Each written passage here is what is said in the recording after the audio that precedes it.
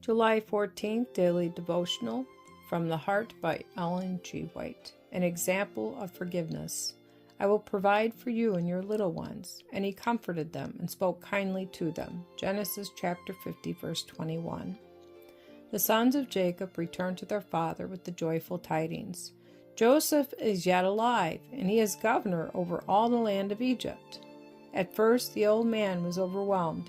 He could not believe what he heard, yet their words brought a faintness to his heart. But when he saw the carriages and the long line of loaded animals, and when Benjamin was at his side once more, he felt reassured, and in the fullness of his joy exclaimed, "It is enough! Joseph my son is yet alive. I will go and see him before I die." Genesis chapter 45, verses 26 through 28. The brothers then made their humiliating confession to their father, and entreated his forgiveness for their wicked treatment of Joseph. Jacob had not suspected them of such cruelty, but he saw that God had overruled it all for good, and he forgave and blessed his erring children.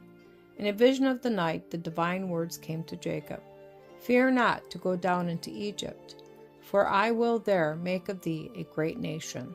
I will go down with thee into Egypt, and I will also surely bring thee up again. And Joseph shall put his hand upon thine eyes." Genesis chapter 46, verses 3 and 4. The meeting of Joseph and his father was very effective. Joseph left his chariot and ran to meet his father on foot and embraced him, and they wept over each other. And Israel said unto Joseph, "Now let me die, since I have seen thy face, because thou art yet alive." Genesis chapter 46, verse 30. Jacob's last years were more peaceful. His sons had turned from their evil ways. Joseph had been restored to him, and surrounded by every comfort which the prime minister of Egypt could bestow, and in the society of his children he passed down gently and calmly toward the grave. A short time before his death, his children gathered about him to receive his blessing and to listen to his last words of counsel. As he addressed them for the last time, the Spirit of God rested upon him, and he laid open before them their past lives and also uttered prophecies which reached far into the future. Jacob was an affectionate father.